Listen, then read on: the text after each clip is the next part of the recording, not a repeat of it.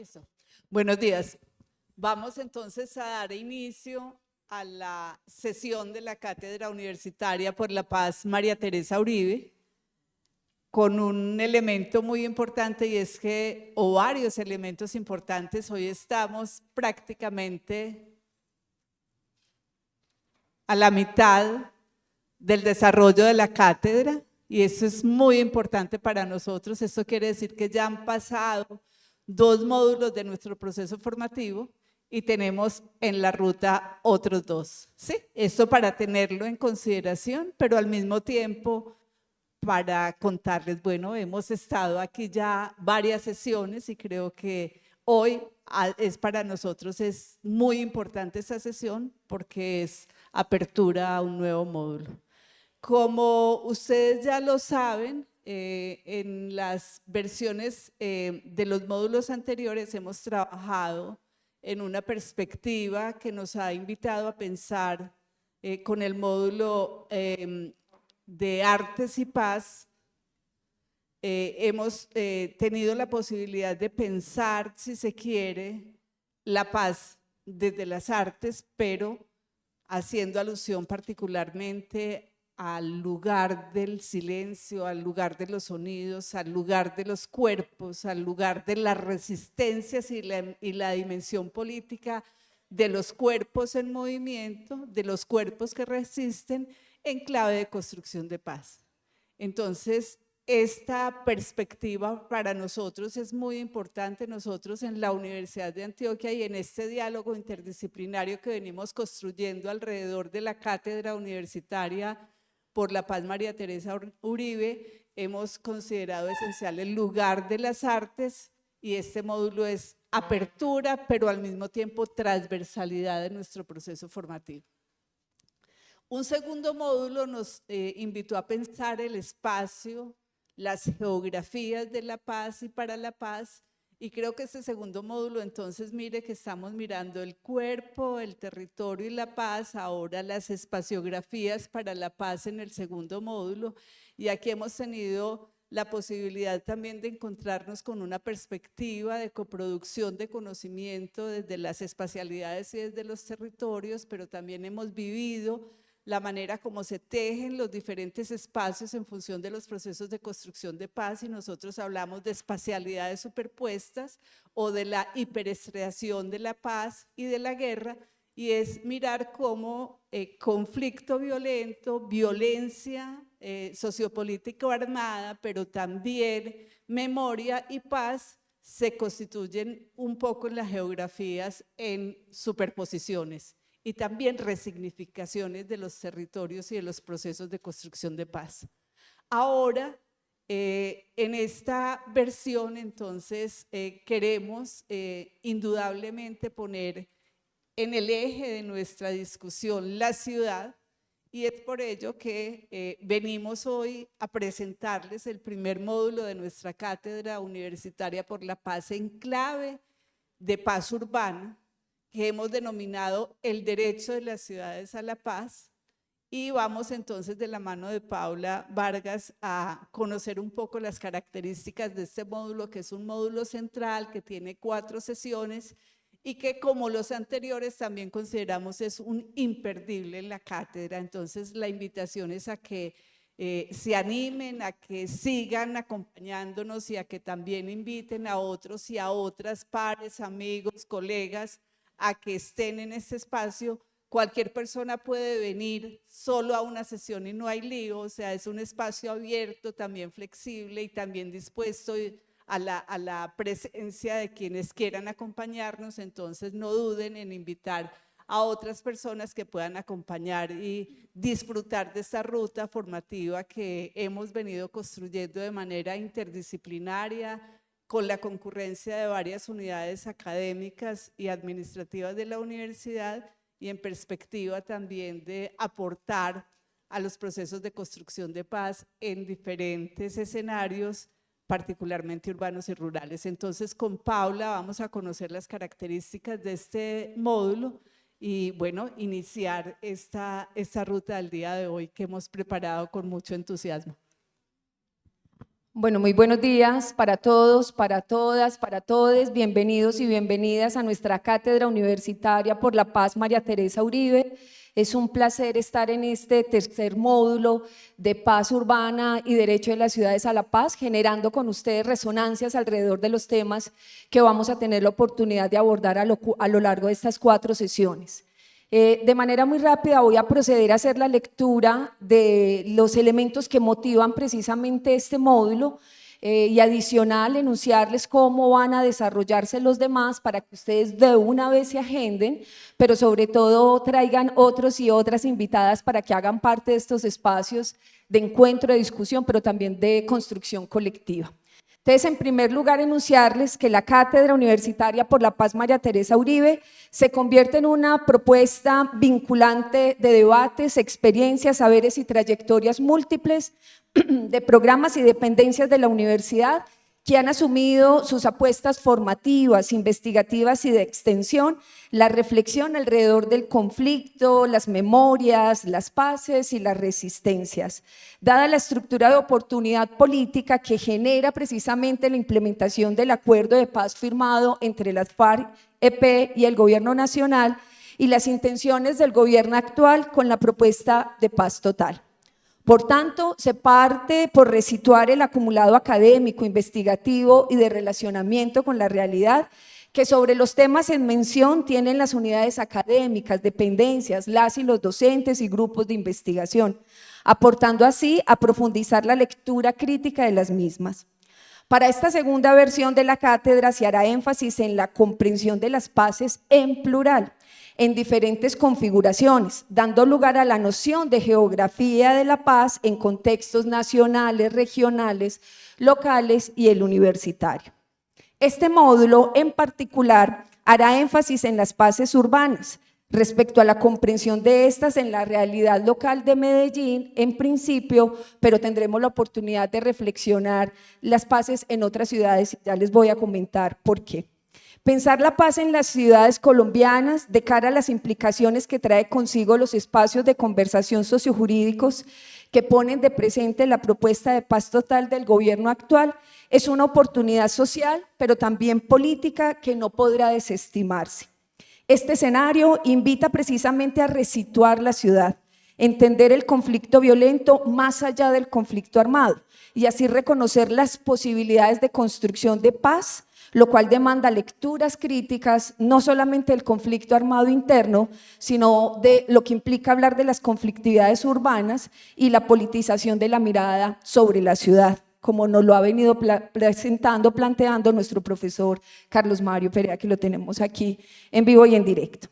En dicho contexto, hacer de la paz también un tema de obligada lectura a propósito del derecho de las ciudades y sus habitantes a la paz, deberá convertirse en un campo de reflexión y acción con sentido transformador. En esa dirección, el presente módulo, además de recoger los campos de problematización de las conflictividades violentas en Medellín, reconocerá la necesidad de avanzar en la lectura también de los daños, las afectaciones, pero además de las resistencias, que permitan precisamente configurar un lugar de discusión alrededor de las paces, adscritas precisamente a una tradición de lucha, pero también de movilización por el derecho a la paz en los territorios. Las memorias del proceso de urbanización popular, de construcción barrial, de las resistencias ante la presencia de diferentes actores armados y sus crueles y diferenciadas formas de accionar, así como la necesidad de defender la vida ante las expresiones múltiples de las violencias, dentro de estas la presencia del Estado, deberá precisamente convertirse en un escenario de discusión del derecho de las ciudades a la paz. En este contexto, asumiremos como campos de discusión, como ya lo ha venido planteando Marta, las violencias superpuestas, los daños superpuestos, pero también la necesidad de reconocer las resistencias, la necesidad también de hacer una lectura de las disputas territoriales, la hibridez de los actores como campo explícito aunado a la comprensión del modelo de ciudad, el contrapunto de las paces en las ciudades a propósito de la tradición de lucha y movilización por construcción del buen vivir urbano y las iniciativas de paz instituidas, la diversidad y la interseccionalidad en la construcción de las paces en Medellín, que demanda el reconocimiento del lugar de las mujeres, las y los jóvenes, la población LGTBQ+, y otros y otras, así como el reconocimiento de las pedagogías para la paz a propósito de la construcción de las paces territoriales a pequeña escala. Serán entonces estos los temas de discusión que transversalizarán estas 4 sesiones que voy a presentarles de forma muy rápida. Tenemos la primera, de forma rápida, nombrarles su nombre: Paz Urbana y Derecho de las Ciudades a la Paz. Ya estamos aquí y tendrán la posibilidad de disfrutar este espacio y sobre todo de generar una discusión al respecto. Dentro de 8 días, imperdible, por favor, vamos a trabajar la paz urbana y las agendas de paz de los espacios de participación de la sociedad civil de Quibdó, Buenaventura, Medellín y el Valle de Aburrá. Entonces, imperdible dentro de 8 días. Dentro de 15 días vamos a trabajar las paces urbanas a pequeña escala, experiencia de mujeres, jóvenes, población LGTB y sus repertorios de resistencia. No se imaginan la cantidad de experiencias que vamos a tener, pero sobre todo la importancia de hacer un reconocimiento a la labor que han venido gestando en esta ciudad a partir de sus múltiples ejercicios. No les voy a contar cuáles experiencias para que ese día se genere la expectativa, pero tenemos experiencias maravillosas que hablarán desde sus lugares de enunciación, de lucha, pero también de incidencia social y política. Y finalmente, ya después de vacaciones, por favor, todavía seguimos, la cátedra no termina sino hasta agosto, entonces después de vacaciones vamos a tener la última sesión de este módulo nombrado las bibliotecas, cuidado y paces cotidianas. Haremos una reflexión sobre el papel de las bibliotecas populares, comunitarias y públicas y los ejercicios de construcción de paz territorial. Entonces, estimados y estimadas, imperdible este módulo. Los esperamos y las esperamos cada 8 días. Bueno, adicional, enunciarles, lo iba a decir cuando presentara el video, enunciarles. Este módulo, de manera particular, además de las diferentes unidades académicas que hacemos parte del diseño y adicional de la implementación de la cátedra, también está vinculada a la red Quinza, Conflictos, Cuidado, Paz, Cuidado de la Vida, a la cual hacemos parte varios de las y los integrantes que nos sumamos precisamente al diseño de la cátedra. Hoy precisamente tenemos al profesor Carlos Mario, que hace parte, es el director de la red, él es profesor también de la Universidad Nacional y hace parte de la red, al igual que la profesora Gloria Naranjo, y estas sesiones estarán en el marco precisamente de esa estrategia de relacionamiento. Y por eso vamos a hacerles la presentación de un pequeño video de los elementos constitutivos de esta red, y ya le damos paso a la profesora Heidi Gómez, quien será la responsable de dinamizar este espacio de diálogo el día de hoy.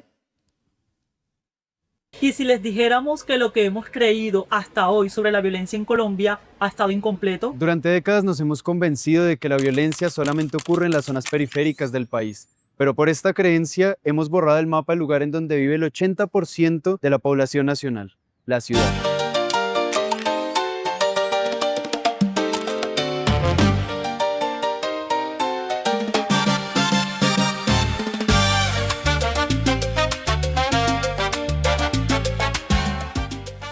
En los últimos 46 años, la ciudad ha producido el 58% de los homicidios del país. La ciudad produce grandes violencias y, sin embargo, permanece enterrada en el olvido. El Acuerdo de La Habana es el testimonio más crudo de este vacío. En sus 308 páginas, la ciudad es mencionada casi exclusivamente para resaltar lo que le falta al campo. Nuestras calles quedaron sumidas en el lenguaje escueto de la inseguridad. Cada alcaldía debe resolver el problema por sí sola, como si la paz nacional no tuviera nada que ver con lo que ocurre frente a sus puertas. Para renovar esta idea ha nacido la Red Quinza. Somos un tejido académico y político sin precedentes.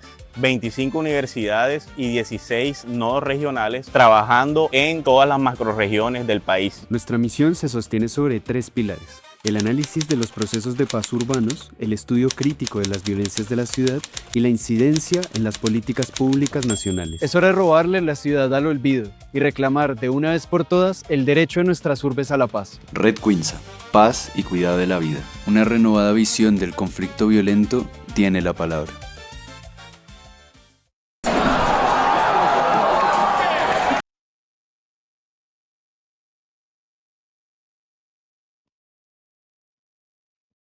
Bueno, buenos días para todos y para todas.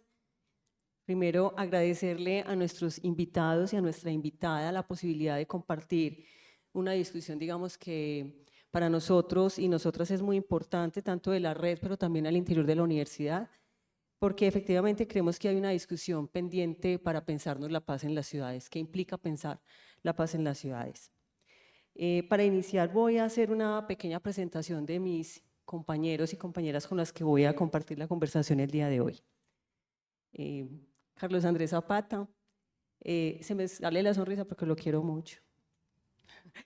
Es abogado, magíster en Derechos Humanos, Interculturalidad y Desarrollo y actual presidente y representante legal del Instituto Popular de Capacitación acá en Medellín. Su carrera la ha dedicado a la defensa de los derechos humanos, la paz y el análisis de la violencia en Colombia. Ha tenido una larga trayectoria en otros escenarios como el Observatorio de Derechos Humanos y Paz del IPC, ha estado trabajando con entidades como la Defensoría del Pueblo, la Organización Indígena de Antioquia y la Corporación Región y obviamente acá en la Universidad de Antioquia. El profesor Carlos Mario Perea es un historiador de la Universidad Nacional de Colombia y doctor en estudios latinoamericanos de la Universidad Nacional Autónoma de México. Actualmente es profesor del Instituto de Estudios Políticos y Relaciones Internacionales IEPRI de la Universidad Nacional de Colombia y como lo dijo Paula y lo vimos en el video, es el coordinador del equipo nacional de la Red Quinza Derecho de las Ciudades a la Paz.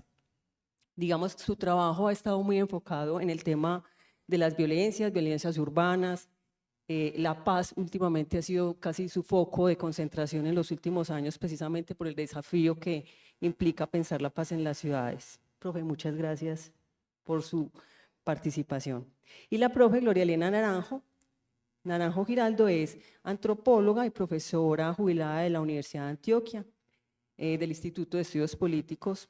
Su trabajo se ha enfocado en la paz territorial, los conflictos, el desplazamiento forzado y el derecho a la ciudad. Ha hecho parte de la red de estudios críticos de las transiciones políticas y codirectora académica del programa de estudios críticos de las transiciones políticas y fue la que nos convocó a varios profesores y profesoras para ser parte del equipo de la red Quinza acá en Medellín. Profe, muchas gracias por estar acá y por convocarnos. Bueno, quiero comentarles un poco cómo va a ser la metodología del espacio. Ustedes a la entrada van a ver un mapa. Como estamos hablando de la paz en las ciudades, pues la idea es también que espacialicemos qué sucede en la ciudad, ¿cierto? ¿Cómo espacializamos lo que sucede en la ciudad? Por eso van a encontrarse tres colores de post-it y 3 preguntas. La idea es que ustedes en cualquier momentico diligencien esos post-it y los ubiquen en el mapa, ¿cierto? Dependiendo como de qué lugares conocen ustedes, de dónde vienen, cuáles son los territorios con los cuales tienen más familiaridad y dónde pueden ubicar, digamos, las respuestas a las cuales estamos esperando para espacializar. El segundo asunto que es importante que tengamos en cuenta es que al finalizar de la jornada de hoy, más o menos 11:30 de la mañana, vamos a tener un espacio artístico, porque ustedes saben que la cátedra universitaria tiene un eje transversal y muy importante, así como fue el primer módulo dedicado a las artes. Digamos que ese ha sido un principal aliado, pensar la paz urbana desde las artes, ¿cierto? Entonces, al final de la jornada vamos a tener una manifestación desde el clown. Me toca hacer el trabajo sucio a mis compañeros y compañeras, entonces les haré señitas. La metodología que tenemos para la conversación es la siguiente. Cada invitado e invitada tiene 3 preguntas, ¿cierto? Vamos a hacerle la pregunta a cada uno y cada una y tendrán entre 8 y 10 minutos para responder. Pasamos a la segunda pregunta porque la idea es que no se haga una presentación directa a cada uno porque entonces se perdería como el foco de lo que queremos profundizar. Entonces, lanzaré las primeras preguntas, contaré el tiempo, estaré haciendo pues como señitas y haciendo fuerza aquí, me cruzaré de piernas, moveré las manos, los miraré de lado, ¿cierto? Para que ellos, espero que entiendan cualquiera de las señales, para que ya podamos avanzar en las siguientes preguntas. Al finalizar tendremos un espacio pequeño como de cierre, saldremos al descanso más o menos 10:45, volveremos a las 11 y la idea es que entre 11 y 11:30 ya tengamos una conversación abierta con el público, ¿cierto? Buscando profundizar algunas situaciones que quieran conocer quienes hoy nos acompañan en el público, si hay preguntas, si hay cosas que quieren, digamos, ajustar dentro de las intervenciones que escucharon, todo será bienvenido. Bueno, voy entonces a empezar con las preguntas. Las preguntas están focalizadas según la experticia de nuestros invitados y nuestra invitada. Entonces, verán que no todas las preguntas serán las mismas para ellos y para ella. Voy a empezar entonces con Carlos. No es rosca, listo, así está el guión. Bueno, también es rosca. Bueno, Carlos, bueno, nosotros reconocimos como la importancia de que estuvieras acá porque tuviste una experiencia muy importante en la Defensoría, pero también tienes una trayectoria en el tema de los derechos humanos acá en Medellín. Y queríamos como que nos contaras en ese contexto de las dinámicas del conflicto violento urbano, ¿cuáles son algunos de esos retos significativos para la paz urbana? Algunas de las preguntas que nosotros tenemos aquí responden también a lo que esperamos que ustedes nos compartan en el mapa. ¿Listo? Muchas gracias, Heidi. Yo también te quiero mucho. Y muchas gracias por invitarme. La verdad que me complace muchísimo estar acá por diversos motivos. ¿Cierto? O sea, estar otra vez en medio de la cátedra María Teresa Uribe, que para mí fue una profesora que marcó pues básicamente mi construcción conceptual y los enfoques. Yo realmente creo que nosotros no podemos hablar de esta región sin citar a María Teresa Uribe. Entonces eso para mí me llena de mucho orgullo poder estar acá. Y sí, aplaudámosle a la memoria de una mujer tan grande como fue María Teresa.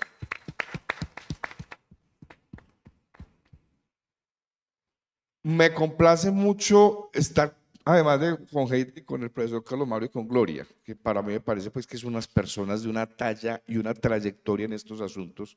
De hecho, Gloria ha sido mi maestra, la que me formó desde chiquito cuando era auxiliar.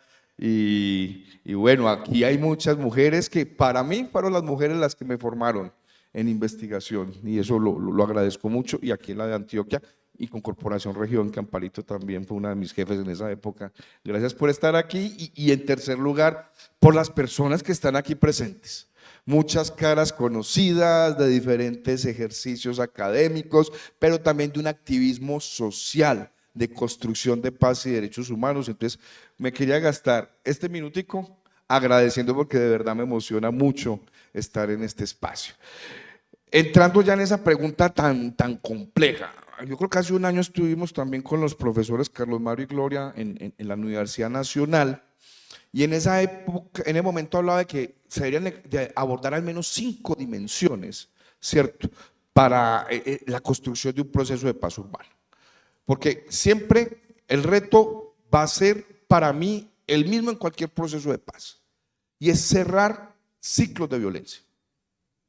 Lamentablemente nuestros procesos de paz por eso han sido tan inconclusos, porque no hemos logrado cerrar un ciclo de violencia. Entonces, si me preguntan cuál es el principal reto de construcción de paz urbana, es que estos jóvenes, estos chicos y chicas que están creciendo, no vuelvan a tener que ver lo que vimos muchos en nuestros barrios.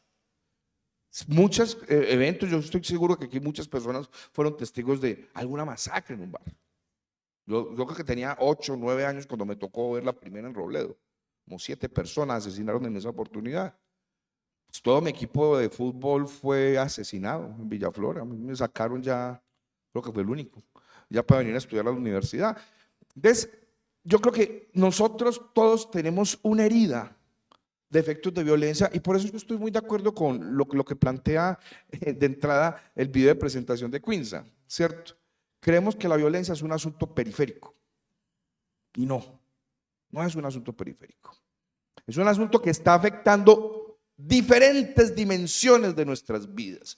Y por eso me parece que es muy importante apuntar a entender la violencia como una problemática más allá de la criminalidad, ¿cierto? Que es que el problema de seguridad desde el enfoque securitista se ha centrado en eso. Y aún así no tenemos, que eso para mí sería otro segundo gran reto con una política de paz urbana, y es cómo establecer una política criminal preventiva realmente en Colombia. Eso nunca se ha hecho.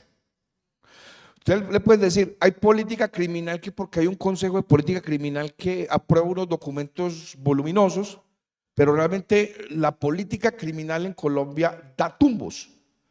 Queremos meter a todo el mundo a la cárcel por cualquier infracción menor y no tenemos ni siquiera cárceles suficientes para que la gente pueda purgar sus penas con dignidad. Entonces, la característica ha sido un populismo punitivo, como lo han llamado varios criminólogos críticos. Entonces, tiene que haber otra política criminal. No puede seguir siendo la que tenemos en este momento. Es una vergüenza y ya yo creo que hay que empezar también a hablar del aparato de justicia.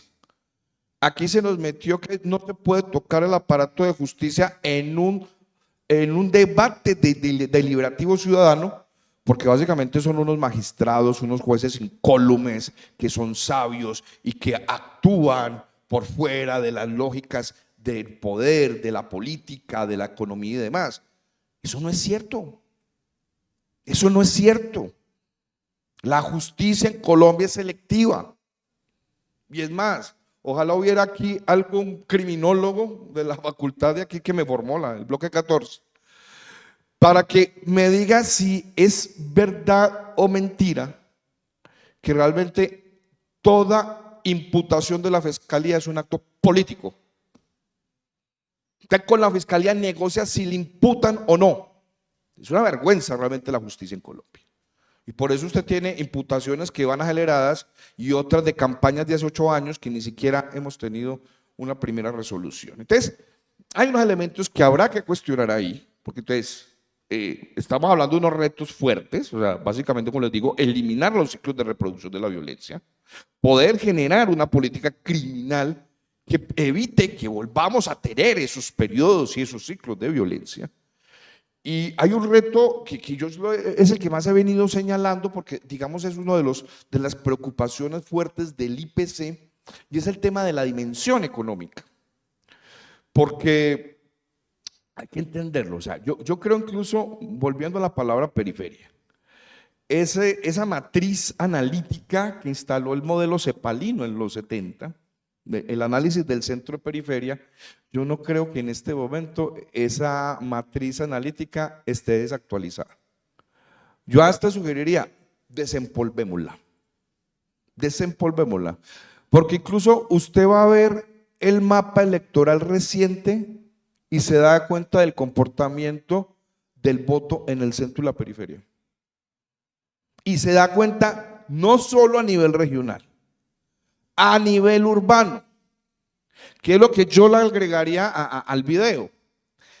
Hay centro y periferia en el urbano. No podemos creer que el urbano es todo centro. Eso no es cierto. Y sobre todo en una ciudad como Medellín, que el 70% de sus laderas se ha habitado a pesar del Estado. Y eso lo he dicho varias veces, eso ha configurado un modelo de control diferente en la ciudad, donde la institucionalidad y la fuerza pública no eran las bienvenidas a los llamados barrios de invasión. ¿A qué subían ellos con la bola? Solamente a desalojar. Había que generar otras formas de justicia, otras relaciones económicas, otro tejido social alterno al de la institucionalidad. Entonces ahí viene un reto bastante importante. Las comunidades populares de esa periferia urbana no creen y no confían en la institucionalidad. Reto tan grande. ¿Cómo construir paz si no confías en la institucionalidad? Si vas a la Comuna 13 y encontrás un inspector de policía para 130.000 personas, ¿es quién va a ayudar a resolver los conflictos sociales? Claro que son estas estructuras armadas. Porque para acabar de ajustar, en los 90 le metimos fuerte, que ese para mí sería el quinto reto, y como voy de tiempo, imagínate, hoy tú vas a errar con ese, y les quedo debiendo el de víctimas, pero el tema de la justicia comunitaria y alternativa le metimos duro en los 90 y principios del 2000, precisamente para que en los barrios las estructuras milicianas y los combos no fueran los que ejercieran esos temas de justicia y convivencia desplazando la órbita del Estado. Dejamos caer las casas de justicia, los centros de equidad, los jueces de paz, los conciliadores.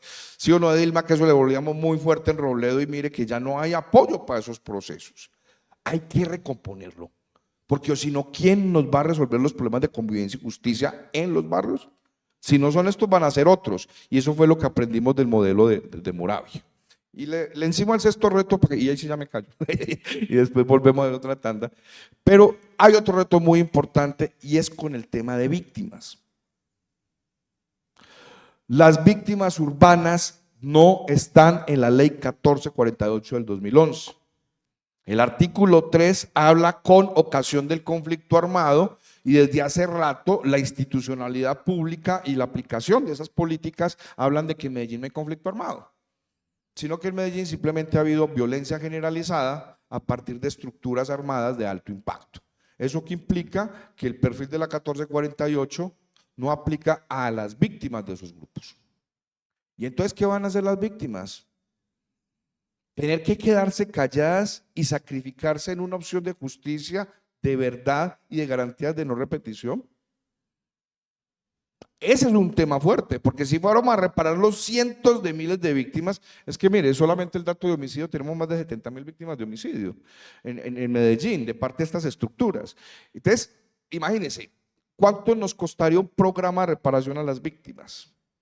Y la construcción de esos mecanismos como acuerdos de la verdad que ha hecho el Centro de Memoria Histórica para que estos jóvenes, que también hay que decirlo, ellos no son los que tienen la memoria del conflicto en el urbano, son los grandes capos y los que le han dado plata a sus grandes capos, que ahí es donde se nos vuelve un reto también saber cómo vamos a extraer la verdad cuando un pelado de 20 años ha podido matar 10 personas y no recuerda ni el nombre de las que asesinó. Entonces, esos son, digamos, los retos que yo plantearía en esta primera tanda, aunque créanme que son muchos más.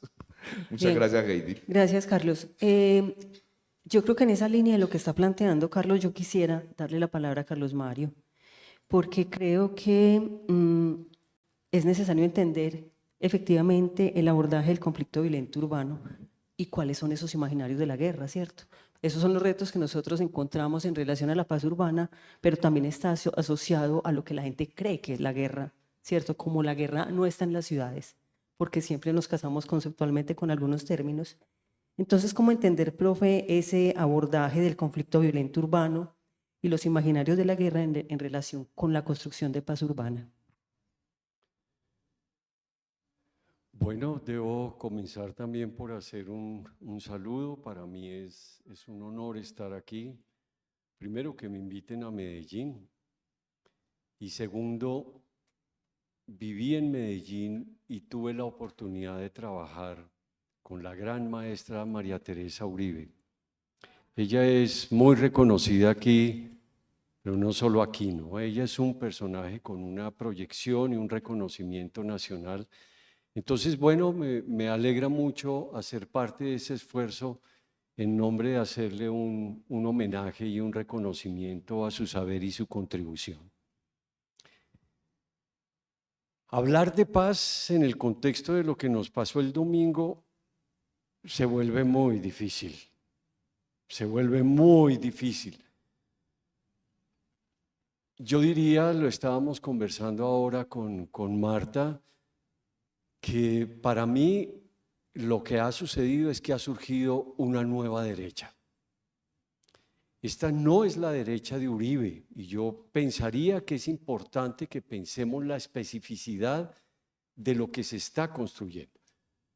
Uribe se ha decretado varias veces su acta de defunción, pero creo que el domingo es el acta de defunción de Uribe como el líder de la derecha en el país y como el hombre que fue capaz de convocar las elecciones y de escoger los candidatos creo que el domingo sufrió una derrota definitiva que por supuesto él va a seguir funcionando y ya se ligó a Abelardo de las Priella, pero creo que es importante que pensemos lo que se constituyó el domingo, porque creo que hay un cambio de época muy fuerte con esto que pasó el domingo, que nos toca leerlo con mucho cuidado, porque ese gran triunfo de Abelardo de las Priella no es el resultado de nuestros desvaríos morales, de nuestros equívocos morales en un país de tanta ilegalidad,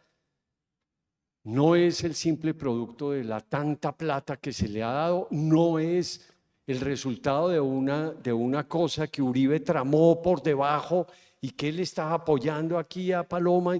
Creo que esto tenemos que verlo de otra manera. En términos de lo que nos interesa, porque no vamos a hablar de las elecciones del domingo, ese no es el objeto. En términos de lo que nos interesa, fíjense que en el país se ha instalado una dicotomía, que es la dicotomía de la guerra y la negociación.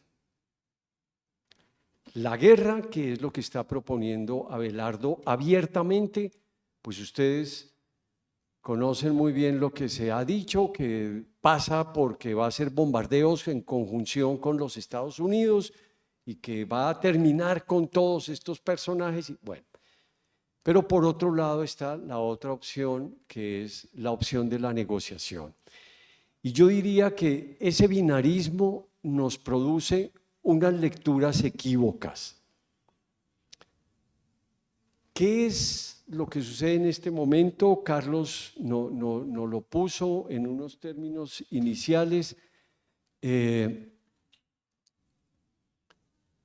Nuestro gran drama, diría yo, es que no logramos salir de nuestro exceso violento. No logramos hacerlo. Hay algo en la forma como construimos nuestra sociedad y en la forma como armamos nuestro Estado y en la manera como se reciclan los actores, que hace que los actores siempre tengan la capacidad de estarse renovando. Es una renovación incesante. Entonces ahora estamos hablando de un nuevo ciclo violento. Y sí, tenemos un nuevo ciclo violento. En efecto, la negociación con las FARC abre un nuevo ciclo, pero un nuevo ciclo violento en que estamos viviendo las mismas dolencias de siempre.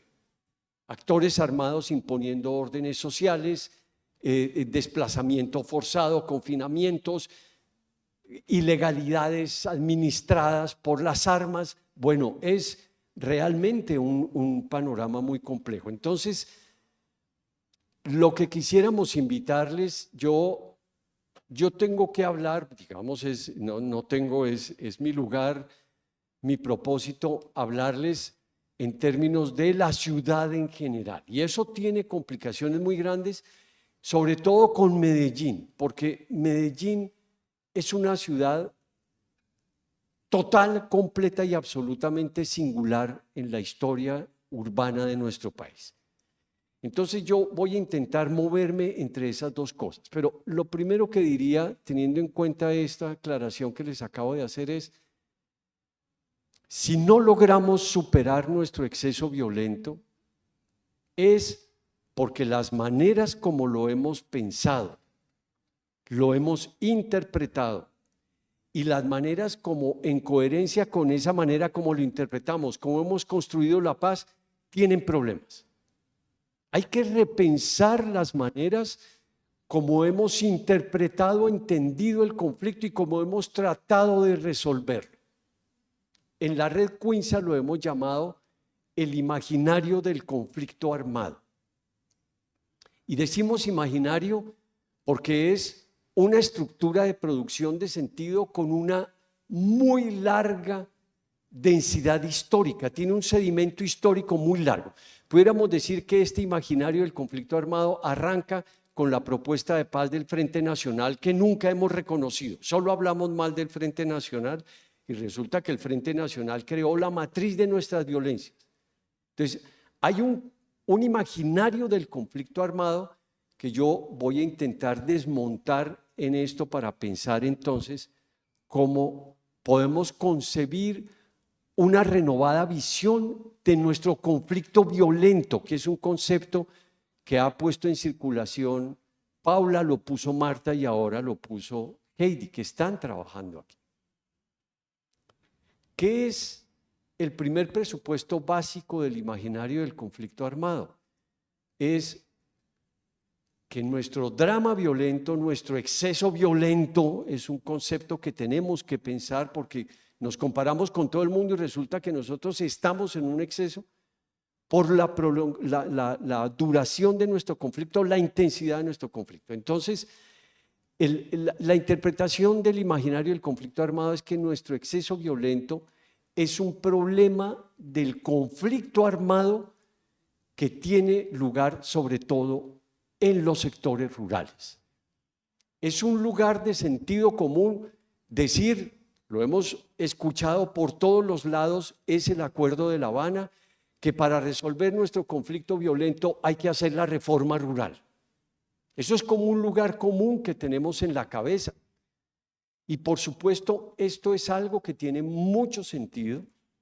Primero, porque el conflicto armado ha deshecho este país por todos lados. En razón de eso es que le hemos invertido una energía nacional descomunal al intento de entender el conflicto armado, porque el conflicto armado nos ha roto desde el fondo. Y es cierto también que el conflicto armado tiene unas conexiones profundas con lo rural. Eso está demostrado de muchas maneras. Pero el problema comienza, que es lo que estamos intentando posicionar en este momento, el problema del conflicto armado comienza en el momento en que el conflicto armado trata de ser la matriz o el lente, la óptica con que se tratan de entender todas las violencias de nuestro país.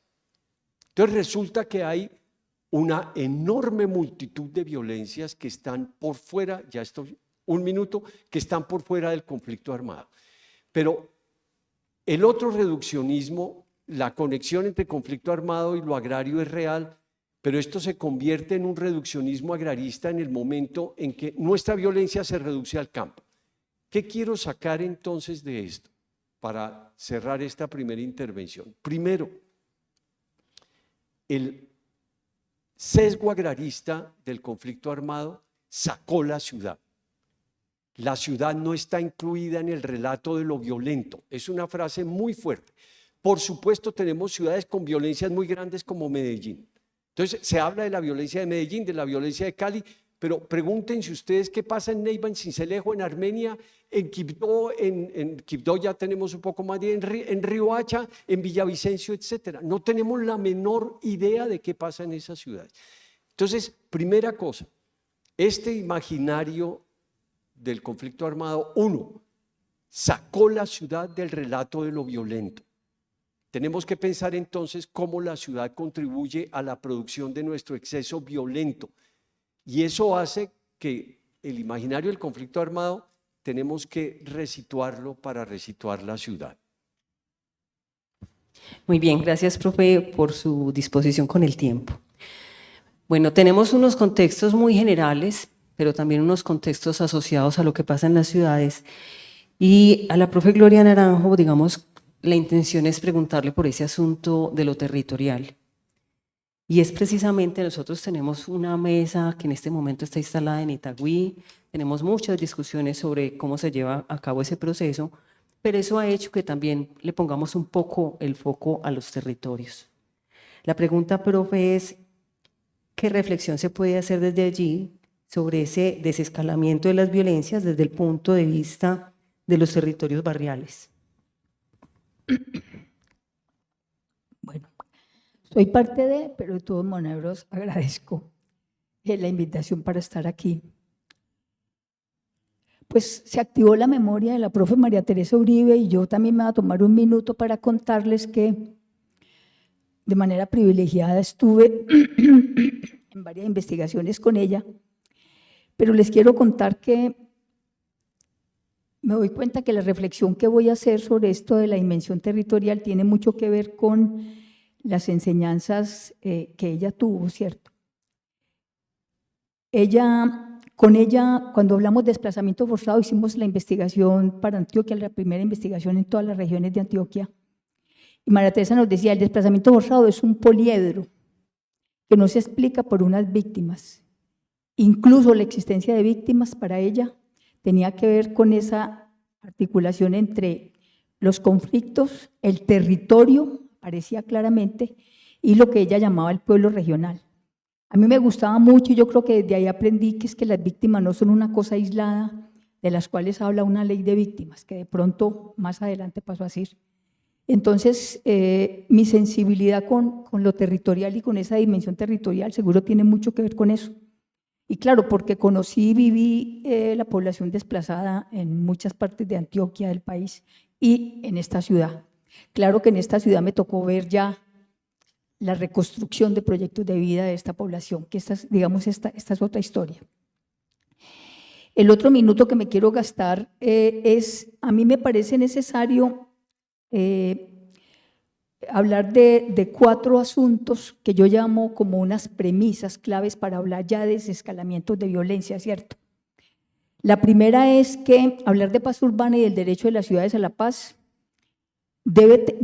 tiene que ver con una mirada articulada sobre la dinámica de los conflictos violentos, la dinámica de la movilización social, incluso de la dinámica de las intervenciones estatales y las políticas. Yo creo que eso es muy importante decirlo cuando se habla de derecho de las ciudades a la paz, inclusive de paz urbana, para ir sacando la paz urbana de que estamos a la espera de un acuerdo en algún lugar de conversación sociojurídica, ¿cierto? Yo creo que esto es una buena cosa.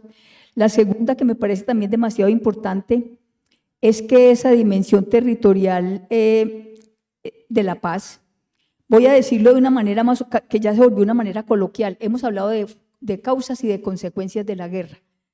Digamos, hablar de la paz urbana y el derecho a las ciudades tiene que ver con hablar un poco de lo que se llaman consecuencias de la guerra, el conflicto urbano sobre poblaciones, colectivos, territorios barriales y veredales.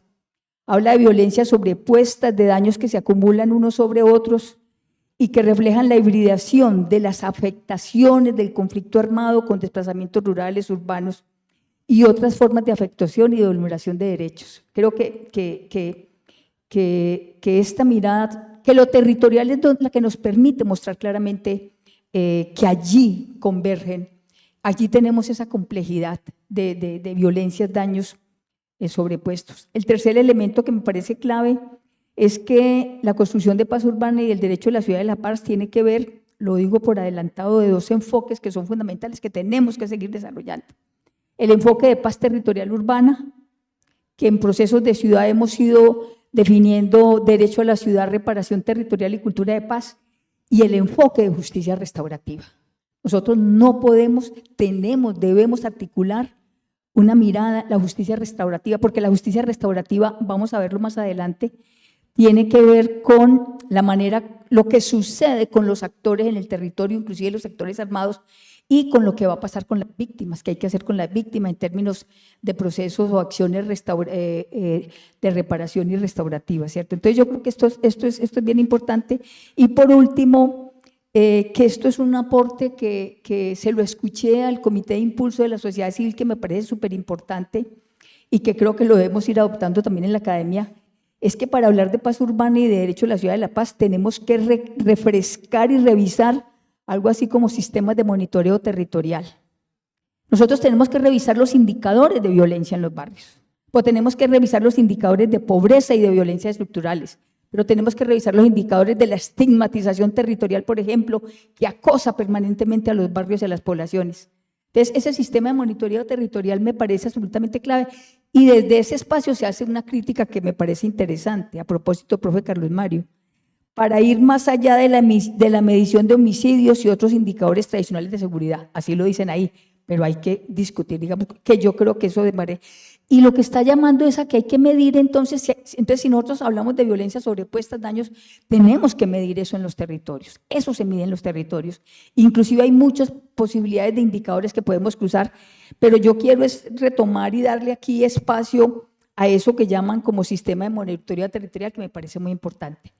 Como todavía tengo por ahí 4 minutos, yo sabía que me gastaba 4, también quiero decir que entonces sobre esto yo le decía, la dimensión territorial de la violencia y el desescalamiento de violencias, un primer punto es que hay que problematizar ese desescalamiento de violencias. Problematizar la idea de que el desescalamiento de violencias sea exclusivamente hechos de paz producto de una conversación sociojurídica, que también lo es y también son importantes. Con todo lo importante que eso es, el desescalamiento de la violencia tiene que ver también con algo que de alguna manera lo conversábamos con el Comité de Impulso, con unos mínimos humanitarios respecto a la población civil. Entonces, desescalar violencia es poner sobre la mesa mínimos humanitarios para la libre movilidad, para la no vinculación de niños y niñas, para la protección de liderazgos sociales y comunitarios, así como personas defensoras de derechos humanos. Y hay una cosa que a mí me parece que le tenemos que rastrear profundamente, es finalmente lo que tenemos que hacer es poner en cuestión, yo casi pues ya no hablo tampoco solamente de los retos, es qué quiere decir que tenemos que explorar y esculcar esas prácticas de control social y violento que existen en los territorios. Yo creo que ese es un asunto fundamental. Más adelante yo los llamo a los combos y a estos grupos expresiones sociobélicas, y eso me lo enseñó María Teresa Uribe y voy a volver a traer a cuento en mis próximas reflexiones como expresiones sociobélicas. En la academia hemos dicho inserción social de la violencia, nos lo enseñó el pobre Carlos Mario, con Heidi estamos discutiendo acumulización social de la violencia. Aquí hay una complejidad sociobélica que no está resuelta. Ni siquiera las estructuras criminales ya son exclusivamente criminales, ya eso también está siendo discutido, pero bueno, lo que quiero decir es que esto de los mínimos unitarios me parece importantísimo colocarlo en la discusión. Y creo que la mesa de conversación no lo ha puesto tan explícitamente, porque tiene que ver también de alguna manera con las conversaciones que va a pasar. Claro, en febrero de 2026 se firma un acuerdo condicionado y afortunadamente ahí se colocan las víctimas en un primer punto, y eso está bien. Se coloca la inclusión social de jóvenes y el tema de la desvinculación de jóvenes en un punto importante, y eso está muy bien. A mí estas dos cosas, como lo voy a decir más adelante, me parecen estratégicas en cualquier cosa que tenga que pasar con la paz urbana y con la construcción de paz en las ciudades. Acabo de decir, este es el otro elemento del desescalamiento de violencias, entonces es exactamente lo que acabo de decir. El desescalamiento de violencias tiene que ver con responder qué vamos a hacer con esas expresiones sociobélicas en los barrios, ¿cierto? Eso es fundamental, es un tema fundamental. Y finalmente, el desescalamiento de violencias, y este sí que es un tema fundamental, tiene que ver con el desescalamiento de otras violencias distintas a las violencias directas. Tiene que ver con el desescalamiento de violencias estructurales y de violencias culturales. Tiene que ver con que de manera complementaria y simultánea, una estrategia integral para pensar el derecho a las ciudades de la paz tiene que plantearse entonces desescalar violencias de otro tipo, ¿cierto? Y ahí eso se le ha estado llamando, lo hemos estado llamando transformaciones territoriales, materiales y reales y no solo simbólicas. Ya hemos avanzado mucho, la hoja de ruta, la misma delegación, en los procesos sociales y en la academia hemos avanzado mucho. Estamos hablando concretamente de propuestas para la transformación territorial, para la legalización de barrios, ¿cierto? Y me adelanto a decir algo que después voy a hablar más bien, es que las agendas territoriales de paz nos están diciendo hace rato que formalizar barrios se necesita, que mejoramiento integral de barrio es y puede ser una herramienta de reparación territorial, debería ser. Esas cosas deben recogerse y plantearse, digamos, de esa manera. Entonces, y en el tema cultural y de la llamada violencia cultural, a mí me parece fundamental. Yo no voy a dejar de hablar de violencias directas, sin violencias estructurales y sin decir que un asunto fundamental y crucial en la ciudad de Medellín y en las ciudades es los procesos de estigmatización poblacional, territorial y política sobre poblaciones, conjuntos, organizaciones y territorios. Y eso lo tenemos que trabajar de manera simultánea y articulada.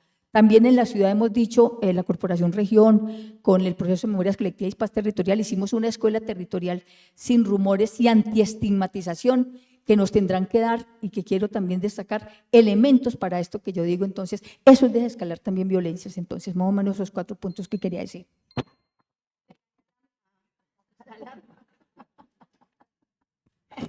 Bueno, gracias, profe. Yo quisiera voy a desordenar un poquito la conversación. Y es que, Gloria, acabamos de hablar como de esa situación efectivamente asociada al conflicto urbano que, digamos, hace que haya un asunto como diferencial para pensar que sea necesario el derecho de las ciudades a la paz. Pero Gloria acaba de terminar con un punto que quiero asociarlo y quiero devolverme al profesor Carlos Mario para hacer la pregunta. Y es que hablamos del abordaje del conflicto violento y de los imaginarios urbanos. Pero también esos imaginarios urbanos los tiene la sociedad civil, ¿cierto? Es que no es solamente la criminalidad quien produce el hecho, sino qué hacemos como sociedad civil, ¿cierto? ¿Cómo respondemos a eso? Entonces, ¿cuál es ese papel de la sociedad civil en la construcción de paz urbana para que garanticemos ese derecho a la paz, tratando un poco de derrumbar esos imaginarios de que la guerra está afuera? Sí, sí. Bueno, vean, yo insisto en esto del imaginario del conflicto armado porque lo llamamos imaginario porque es una estructura de producción de sentido muy profunda que tenemos. Fíjense que la oposición que les hacía ahora desde las propuestas de gobierno entre guerra y negociación sigue estando presa del imaginario del conflicto armado.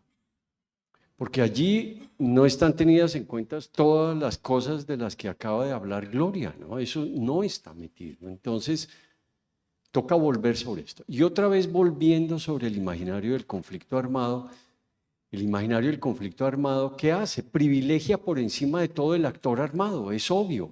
Fíjense en nuestra academia tanto tiempo, y yo me estoy incluyendo en primer lugar porque hago parte con mucha dignidad del grupo de los violentólogos de este país. Yo soy del IEPRI y entonces he estado metido en eso de una manera muy fuerte, en caracterizar los actores. Pero el privilegio del actor armado trae a su vez la consecuencia de convertir la negociación en el pivote central del proceso de la paz. Entonces vean hasta hoy lo que ha sucedido. ¿En qué consiste la paz? En llamar a un actor armado para hacer una negociación. Es el esquema que tenemos en la cabeza. La paz total habló de lo urbano y ya lo urbano está metido en la paz. Ese es un gran mérito de la paz total. Pero fíjense que lo que hizo fue lo mismo, fue irse a las ciudades a buscar a los mafiosos y a los actores, a las estructuras armadas para entablar una negociación. Bueno, hay una frase que causa polémica y yo quiero lanzarla aquí porque para mí es una frase que tiene mucho sentido. Es: la paz es un proceso de transformación de los equilibrios de poder. Fíjense que eso es lo que está implícito en todo proceso de paz. Lo que hizo las FARC haciendo su desmovilización fue entregar sus fuentes de poder y sus lugares de poder al Estado. Era lo que teóricamente estábamos esperando que sucediera. Bueno, en esa definición creo que hay que seguir insistiendo, porque de partida es ¿dónde ponemos la paz? ¿La volvemos a poner otra vez en las estructuras armadas y en el Estado para que hagan una negociación? ¿O comenzamos a pensar que una posibilidad de construir una paz alternativa pasa por el hecho de producir un empoderamiento de sociedad? En este lugar, actor armado, negociación, estamos pensando que desde el principio de quien lidera la paz, de quien maneja la paz, hay que hacer una transformación de equilibrio de poder en el sentido de empoderar a la sociedad.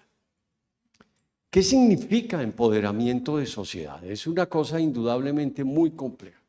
Yo les quiero señalar 4 cosas que me parece que son importantes con esto. Lo primero es poner en el centro del proceso de paz las experiencias de construcción de paz de la misma sociedad. Aquí se ha hablado mucho en la presentación, Gloria lo ha hablado con mucha fuerza, de las resistencias. ¿Cómo construimos la paz en Medellín? Eso no puede ser lo mismo que cómo construimos la paz en Neiva, en Sincelejo o en Valledupar. ¿Cuál es la trayectoria de la sociedad en su, digámoslo así, en su irrupción en lo público en cada ciudad? ¿Alrededor de qué temas? ¿Qué los mueve? ¿Cuáles son los actores que participan? ¿Quiénes son los frentes que proponen cosas? ¿Quiénes movilizan? Bueno, eso cambia de ciudad a ciudad y entonces lo primero que nos toca pensar es que hay que recoger la experiencia de resistencia y de trayectoria de la sociedad en construir la paz, en reconstruir los tejidos sociales, porque diríamos que ese se comienza a convertir en un eje fundamental. Pero para eso, y nos metemos en otro momento muy difícil que es, la sociedad tiene que dejar de ser considerada solo como víctima. Es cierto que la sociedad ha sido una víctima sin par de este proceso, pero se llegó a hablar en algún momento de guerra contra la sociedad. Eso es un equívoco, porque la sociedad, tratar de empoderar la sociedad y de colocarla en el primer lugar significa que la sociedad asuma también que la sociedad hace parte de la producción del exceso violento. Y eso es resituar a la sociedad en esa tensión compleja. Lo decía Carlos, que me parece que es extremadamente importante en este punto de la sociedad. ¿Quiénes son las víctimas urbanas? Las víctimas urbanas no son las víctimas del conflicto armado. Llegan personas víctimas del conflicto armado, pero ¿quiénes son en la ciudad las víctimas de las violencias que se cometen en la ciudad? Lo dijo el video, la ciudad produce entre el año de 1979 y el año 2024 el 58% de los homicidios de nuestro país. Entonces, hay que introducir la ciudad, es lo primero que hay que decir, pero entendiendo con toda claridad que la ciudad, el conflicto violento de la ciudad es irreductible al conflicto armado. Una de las tareas centrales que tenemos que resolver es cuáles son las conexiones entre el conflicto violento urbano y el conflicto armado que está afuera. Tenemos ese desafío. En ciudades como Medellín, las estructuras armadas son determinantes. Entonces, llegamos al otro punto que significa empoderar la sociedad, que es que hay otras violencias que están más allá de las estructuras armadas. Lo acaba de decir Gloria hace un momento. En la Red Queens estamos mostrando esto claro. En Medellín esto suena muy extraño porque las estructuras armadas están ahí y controlan la vida de tal manera que pensar más allá de las estructuras armadas es muy difícil.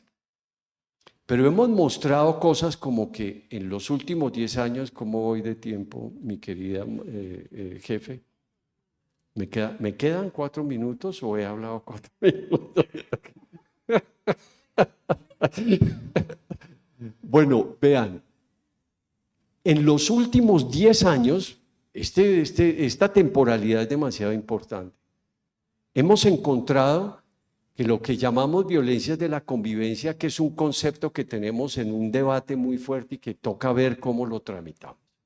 Pero digamos que en principio paramos esto de violencias en la convivencia para hablar de los delitos sexuales, la violencia intrafamiliar, las lesiones personales, pero también para hablar de quiénes son los victimarios del homicidio.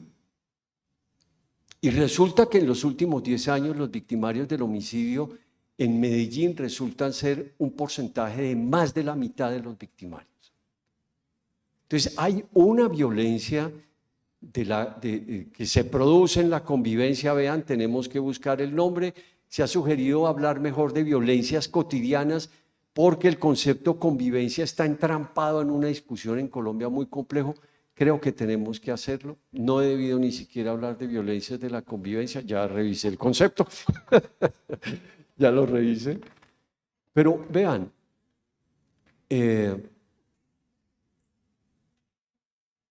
es necesario pensar los equilibrios del poder que supone la paz y ver cómo los colocamos en la sociedad. ¿Qué significa todo esto que les he dicho? Por supuesto, en ningún caso estamos pensando producir nuevos binarismos. Esto que les he contado de la reducción del conflicto al conflicto armado, del conflicto violento al conflicto armado, de la reducción del territorio del conflicto al campo, no se trata ahora de restituir un nuevo binarismo y de decir que la ciudad está por encima de todo y que lo que hay que hacer es solamente trabajar con la sociedad. Esto nos plantea dos desafíos enormes y con esto cierro mi intervención. El primero, se trata de restituir en el empoderamiento de sociedad una conexión distinta entre sociedad y Estado. No se trata de ninguna manera de tratar de llevar ahora esto a una nueva polarización en que está solo la sociedad, porque la sociedad sin Estado realmente cojea por todos lados. Hay que parar. Y lo segundo, ¿dónde paramos la negociación? ¿Dónde colocamos la negociación? Las negociaciones son necesarias. Medellín ha reconocido en la negociación de las mesas sociojurídicas un patrimonio actual de la paz y eso es muy importante. En la Red Queens estamos diciendo en general, la ciudad no pasa por una paz urbana que se reduzca a negociaciones con estructuras armadas. Hay que resituar las negociaciones y lo que hay que pensar entonces es en la tensión, en una nueva tensión sociedad-Estado, ¿dónde paramos las negociaciones? Y no al revés, que sean las negociaciones las que conducen el proceso y la sociedad, como siempre ha sucedido en Colombia hasta hoy, es un convidado de piedra de los procesos de paz. Bueno, yo lo dejo ahí. Mira cómo soy de bien aconductado. Soy impresionada. No esperaba tanto. Bueno, Carlos, en esa línea que casualmente también nos la deja el profe Carlos Mario, ¿cuáles son esas iniciativas claves? Y eso pues es una pregunta que te hago con cierta tranquilidad, porque por el conocimiento que vos tenés de la ciudad, pero no solamente de la violencia, sino también de lo que hace la gente en la calle, ¿cierto? La sociedad civil. Entonces, ¿cuáles son esas iniciativas claves para pensarnos el tema de la paz urbana, más allá del Comité de Impulso, que también ha hecho un ejercicio muy interesante, pero siguiendo la línea que deja el profe Carlos Mario, que no sea una cosa que esté trazada únicamente como por la discusión que se genera en el contexto, sino más allá de este momento actual. Ok, gracias Heidi. Yo antes de ir a los procesos que son muy importantes de resistencia, que hace rato lo venimos construyendo, digamos, el IPC tuvo la oportunidad de acompañar lo que podría ser el primer proceso de construcción y negociación de paz urbana en América Latina, que fueron precisamente los diálogos con las milicias populares durante el 93 y el 95, ¿cierto? Yo resaltaría que ese momento en el que se lograron sentar estos grupos de milicia no obedeció a que los muchachos algún día dijeron queremos hablar con el gobierno y montar una cooperativa que, dicho de antemano, fue el peor error que se cometió, una cooperativa de seguridad, que era simplemente legalizarle las armas a los que ya las tenían. No fue solamente eso, hubo una presión del barrio, de los procesos sociales en Moravia, hablando pues particularmente de Moravia, para que el combo de 60, 70 pelados que están en el momento de la milicia fueran a Flor del Monte. Entonces, desde ahí yo creo que los primeros que exigen la paz como sociedad civil es la sociedad civil inmediata, el barrio y la familia. Y ahí es donde también tenemos un problema complejo, porque realmente la existencia de estas estructuras armadas está legitimada como un ámbito de protección y seguridad barrial. Y ahí es donde volvía a lo que decía ahora, no creen en la institucionalidad. Para ellos el combo los cuida de la policía y de los combos de los otros barrios. Entonces la gente no se va a sentir más segura porque el combo dejó de existir. Entonces, ojo con eso, que ahí no tenemos que decir, bueno, ¿cuál es la sociedad civil de la que estamos hablando? Porque es que usualmente nosotros, la sociedad civil la planteamos siempre en un lugar de autorreferenciación. Somos la sociedad civil nosotros y lo que hacemos. Pero venga, un momentico, ahí es donde yo quiero hacer ese cuestionamiento grande y la pregunta, ¿qué es la sociedad civil? Porque como les digo, desde Moravia hasta nuestros días, lo que han hecho en Convivamos, Paz en la nororiental, procesos como los que hemos tenido con Casa Mía, en Santander, que ya lleva más de 25 años precisamente construyendo paz en los barrios, procesos en Bello, que también o sea, realmente tenemos una diversidad de procesos de resistencia en la Comuna 8, en la 13, en la 3, en todas partes, y procesos que llevan más de 30 años. Pero esa sociedad civil es suficiente para construir la paz, porque yo sí, incluso aquí, como les digo, aquí tengo muchas caras que desde hace 20 años los conozco y que le han dado su compromiso de vida para construir paz y defensa de derechos humanos en los barrios. Pero esa sociedad civil es suficiente. Y ahí entonces donde vengo y pongo en cuestión el concepto de sociedad civil. Bueno, algunos dirán los sociólogos como Heidi, bueno, esa teoría es muy básica, ¿cierto?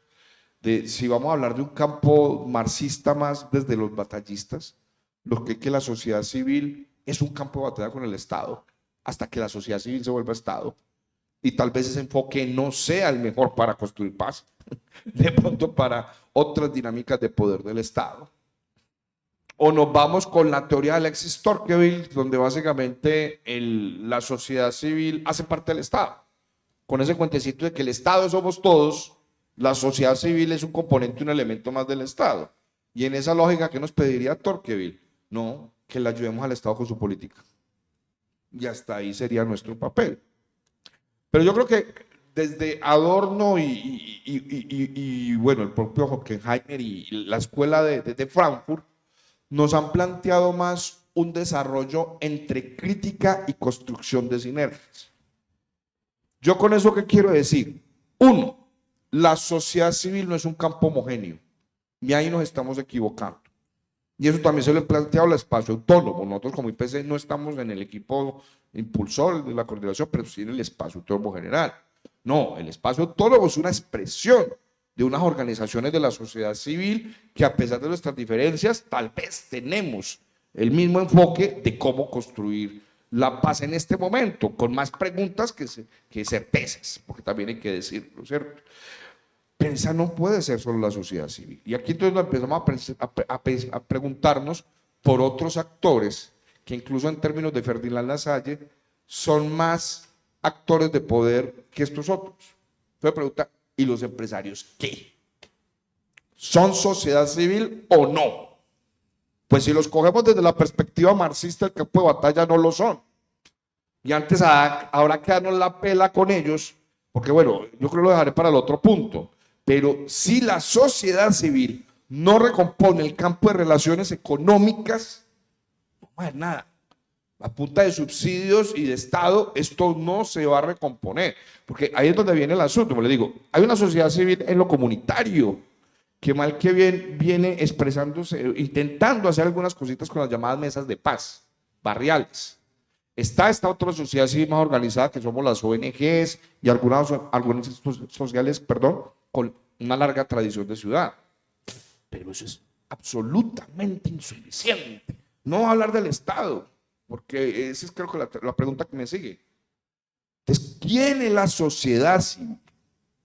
¿Solo los iguales? ¿Somos los que somos pares? La sociedad civil está convocando academia, está convocando empresarios, está convocando a las familias de esos muchachos, porque en últimas, ¿quién va a generar el proceso de reincorporación de ellos a la sociedad? La familia y el barrio, no son los que están por fuera. Entonces yo realmente soy algo crítico porque el concepto de sociedad civil lo estamos trabajando muy a la ligera. No sabemos quiénes son ni quiénes están. No sabemos a quiénes hay que invitar. Y lo peor, no tenemos claro en esa estructura de poder cuáles son todos los necesarios que tenemos que convocar y que quieran y estén ahí, que tengan voluntad política de estar para que, como lo ha dicho el proceso de paz, el diálogo social urbano, eso sea irreversible. Entonces ahí nos dice, la sociedad civil debería tener el reto, bueno, después de que resolvamos quién es sociedad civil, cuál es su lugar de poder ahí. Eso puede ser irreversible si, solo si llegamos a un acuerdo quién es sociedad civil y toda esa diferencia de sociedad civil diga, no vamos más con la violencia. No es una alternativa más la violencia. Porque estoy plenamente de acuerdo con Gloria. Eso hay que llevarlo al campo cultural.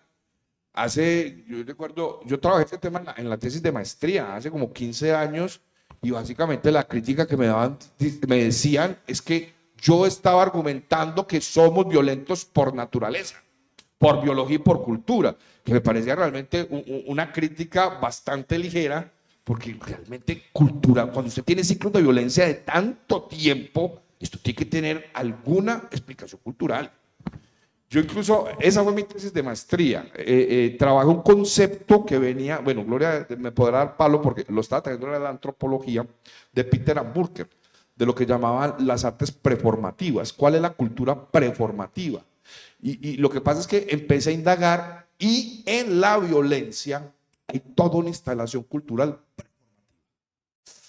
incluso de cómo los ciclos de violencia van heredando prácticas unas sobre otras. El corte de flanela, el corte de corbata y estas cosas, fórmulas perversas que tenían para ensañarse contra el cuerpo de los otros, las incorporaron en el ciclo de violencia de los 90, los grupos paramilitares. Hay lecturas culturales que hacer. El Centro de Memoria Histórica ha dicho el 52%, que es lo que lleva Carlos Mario, de los que han sido víctimas del conflicto, integraron grupos paramilitares. O quien dice, la mitad de esos grupos son engendros de otras violencias, ¿cierto? O de la propia violencia, conflicto armado, pero estamos de acuerdo. La mayoría de los pelados con los que he hecho trabajo a partir del reclutamiento y la instrumentalización de estos grupos son, por no decirlo que en un 100%, el 90% de los muchachos que conocí y entrevisté fueron víctimas de violencias estructurales. Claro, eso hay que meterle la mano, porque si no, no vamos a lograr realmente acabar con la repetición de los ciclos de violencia. La repetición de los ciclos de violencia está cuando una sociedad civil toda, y cuando definamos qué es esa sociedad civil toda, diga no más. La violencia no es un recurso válido para resolver nuestros conflictos. Eso es un trabajo cultural de no poca monta. Bien, muchas gracias, Carlos. Profe Gloria, teniendo en cuenta lo que acaba de comentarnos Carlos, hay un asunto entonces de esa sociedad civil que creo que una sociedad civil que hay que leerla en cada territorio, ¿cierto? Porque no es homogénea ni las acciones de la sociedad civil ni la forma en cómo se organiza la sociedad civil. Hay barrios y comunas que efectivamente no tienen tanta organización barrial como sí sucede con otras.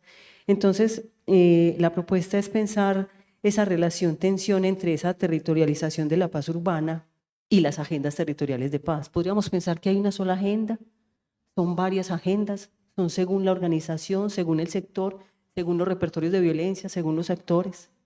¿Cómo operaría eso, profe? Bueno, esta es como una especie de principio que nos llama la atención sobre unas tensiones, conexiones, disputas entre lo que sería la territorialización de la paz, entendida en general como intervenciones estatales y políticas, digamos lo que se llama desde arriba. Ya no me gusta tanto hablar desde arriba, desde abajo, pero todavía toca hablar así porque uno no ha podido encontrar la manera. Bueno, sí hay otras maneras. Diferenciar esto de lo que yo llamo las agendas territoriales de paz, ¿cierto? Esto que estoy diciendo tiene dos componentes que son muy importantes. El uno nos lleva a hablar de el indispensable reconocimiento de las dinámicas y agendas territoriales de paz en su diversidad, en su interseccionalidad de daños, o sea, poblacionales, de colectivos organizados y de territorios. O sea, ese es un punto. Bueno, me fui para otro lado, que quería decir otra cosa. en todo caso, las agendas territoriales de paz, o sea, estoy hablando de la tensión entre ese arriba y ese abajo, esa cosa, pero hay un segundo elemento que es también demasiado importante, es el necesario encuentro, pero también el conflicto y la disputa en una especie de espacios públicos intermedios, llamo yo, donde tendrá que estar el Estado y donde tendrá que estar la sociedad y donde tendrán que estar las propuestas, ¿cierto? Hay un lugar donde se construye paz territorial, vengo diciendo hace días, hace tiempo, en los últimos tiempos, que ese es el lugar de alguna manera de encuentro también entre sociedad y Estado, pero también de alguna manera el componente, que apenas es un componente de una estrategia integral. Yo diría que el tema aquí es decir que la paz urbana y el derecho de la ciudad de la paz es una estrategia integral donde un componente es una conversación sociojurídica, por ejemplo, un componente. Claro, Carlos Mario ya lo dijo mucho más claro, si seguimos dejando la paz entre élites políticas, gubernamentales y élites militares de cualquier tipo, por ahí no es, pero resituándonos en la estrategia integral es fundamental poner en su lugar ese componente, pero están los otros elementos que hay que... Entonces yo creo que eso es muy importante. Y aquí con lo de la territorialización de la paz y lo de las agendas territoriales, a mí es que me gusta poner alertas clave, ¿cierto? Principalmente también es decir, que esa tónica un poco cuasi colonialista de las políticas que llegan a los territorios, esa tónica cuasi colonialista de programas gubernamentales estándar. Ya también la memoria tiene programas universales estándar, ¿cierto? La reparación territorial, los procesos de reparación restaurativas, digamos con fórmulas estándar, por ahí no es. Pero ya lo decía ahorita, es el encuentro y la disputa entre cómo son las dinámicas por ejemplo, el ejemplo de las memorias en los barrios y en los territorios y las posibles propuestas institucionales. Esta tensión, pero lo que quiero decirles a ustedes, y después me encantaría que discutiéramos, yo lo que digo es que tenemos también que salir de la mirada binaria, es que el Estado es esto y hace esto, como si no hubiera una capacidad de resistencia abajo, o al contrario, es que estas son las agendas comunitarias y populares, y estas son, esa mirada binaria también es muy problemática, ¿cierto? Entonces estoy diciendo que esta construcción de paz urbana y el derecho de la ciudad de la paz pasa por esos espacios públicos intermedios donde se construye la paz y es donde se aterriza, digamos, de alguna manera propuestas de paz. Entonces es como para decir qué quiere decir esto. Y voy a poner un ejemplo de lo que yo cada vez tengo más claro en términos de lo que debe suceder con estas esferas públicas intermedias. Lo que serían las rutas de reparación colectiva territorial, que es como se está nombrando hace rato, no solamente la hoja de ruta, sino la propuesta de agenda social, las mismas propuestas de la delegación. Yo creo que esto es demasiado importante. Y esto es territorial. Por eso es que yo le decía a Heidi, yo quiero hablar de la dimensión territorial. Ahí en esa dimensión territorial, en la construcción de esas rutas, se juega lo que el Estado quiere hacer posibles programas y se juega las propuestas históricas que efectivamente se han construido por parte de colectivos de territorio, ¿cierto? Entonces yo creo que entonces, ¿cuál es el enfoque? El enfoque es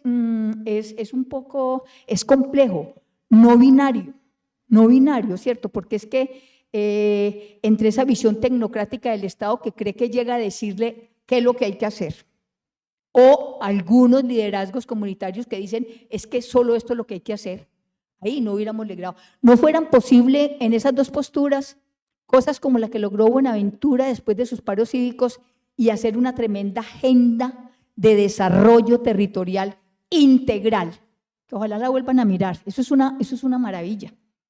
La misma que ni siquiera este primer gobierno del cambio puso en su primer lugar. La misma que ni siquiera esa mesa de conversación sociojurídica trajo al centro.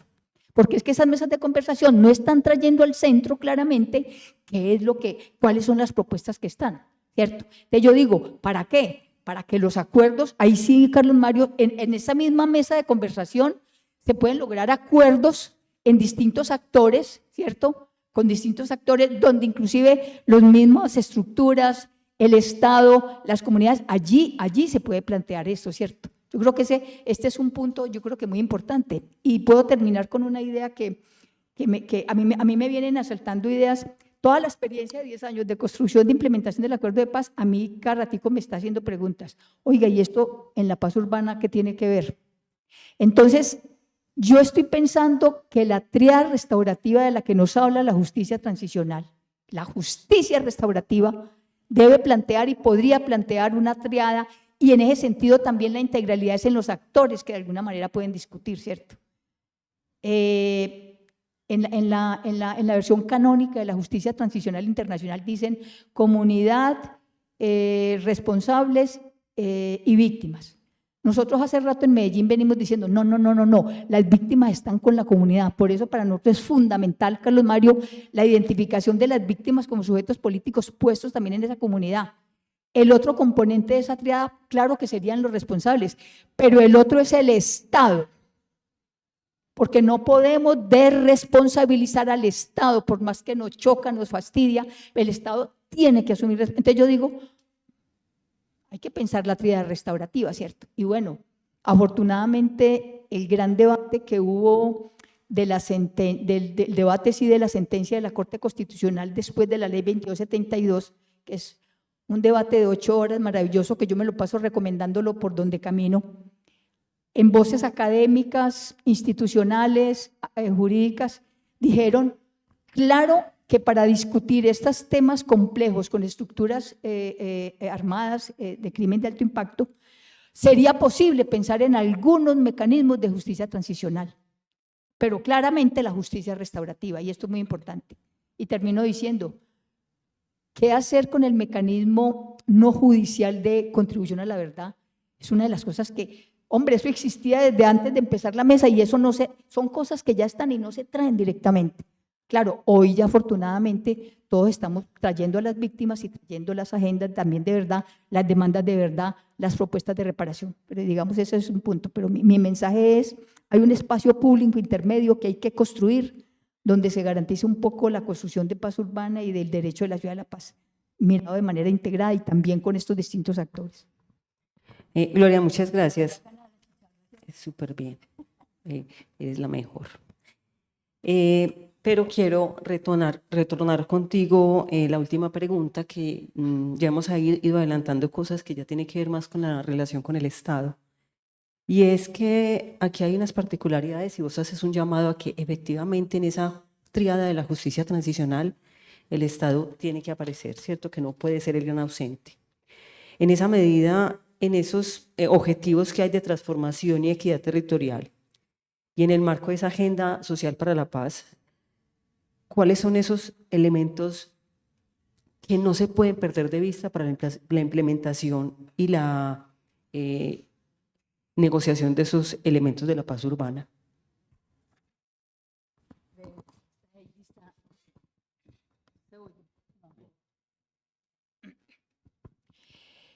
Bueno, no, yo creo que me cae muy bien poder continuar en este punto porque es toda esta dimensión territorial de la paz urbana y del derecho de la ciudad de la paz que yo quiero seguir, pues que hemos venido trabajando. De hecho, en la Red Queens en Medellín decimos, nos vamos a ir a los territorios en las distintas expresiones de movilización y Estado, porque allá se está jugando muchas cosas, ¿cierto? Yo creo que eso es demasiado importante. Ese es un enfoque que yo creo que es clave.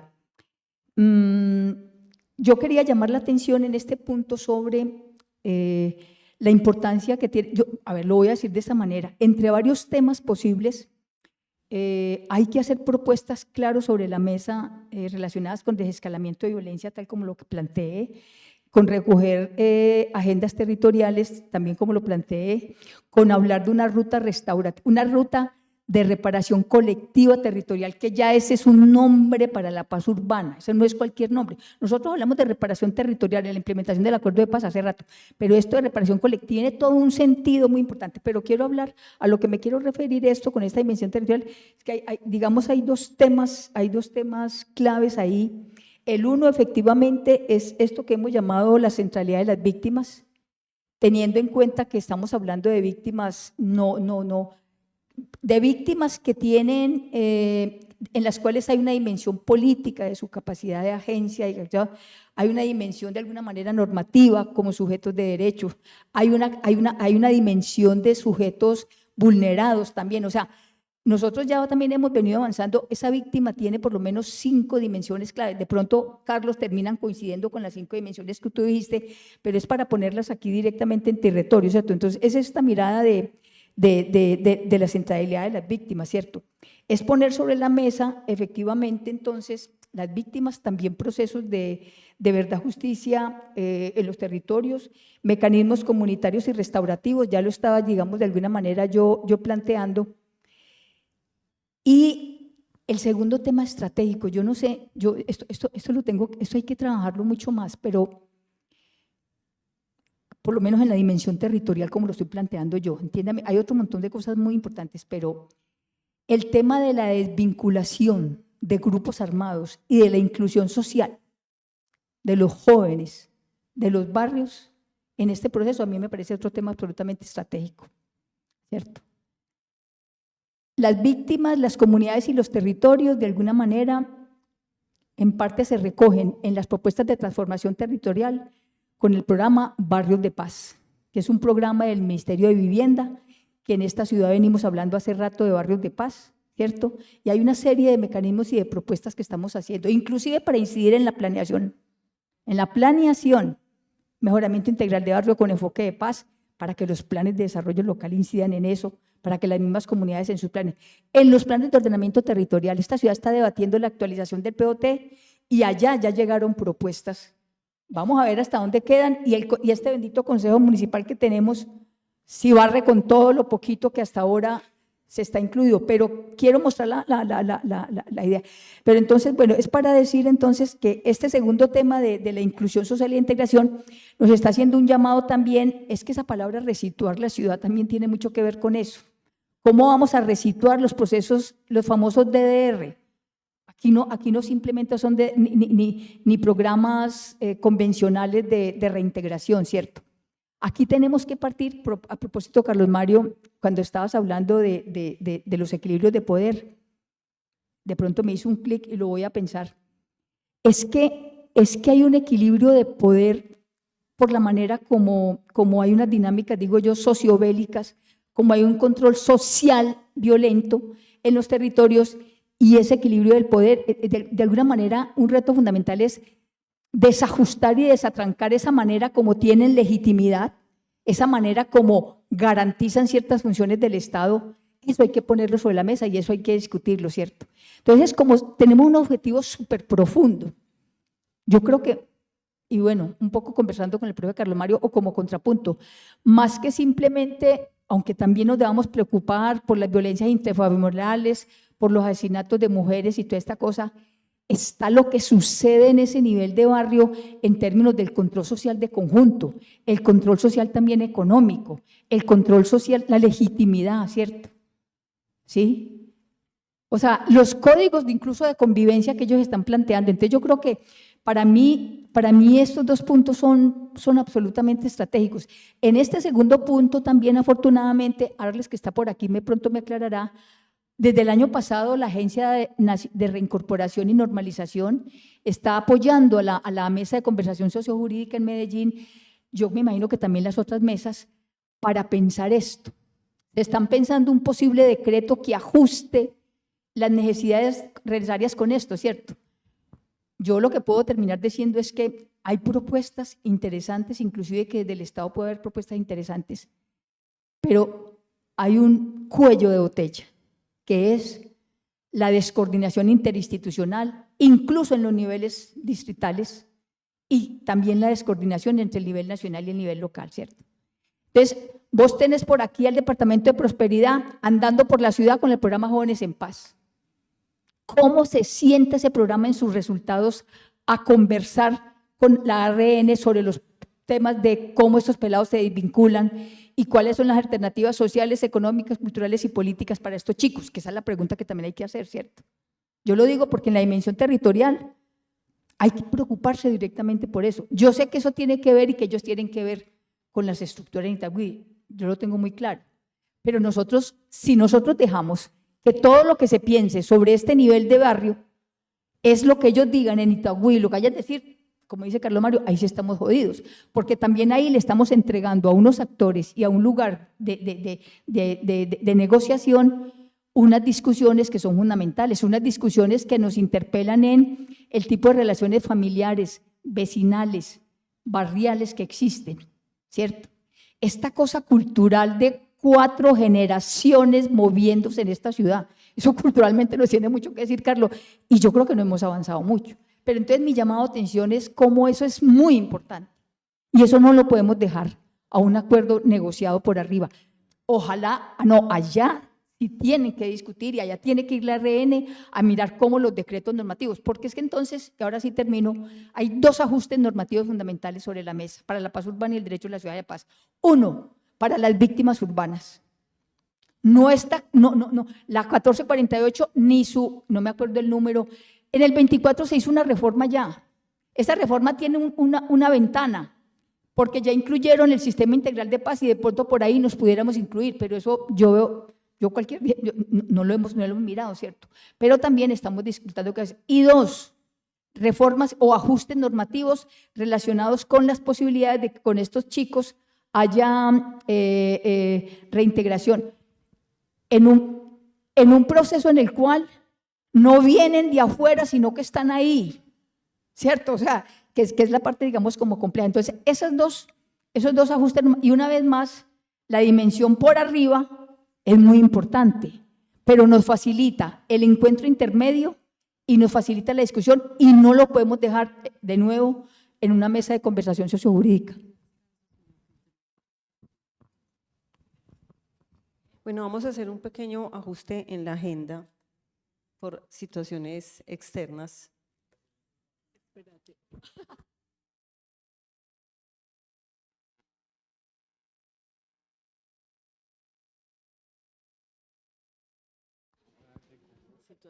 Bueno, hay una situación de orden público acá en la universidad, entonces en caso tal de que haya una orden de evacuación para cuidarnos todos y todas.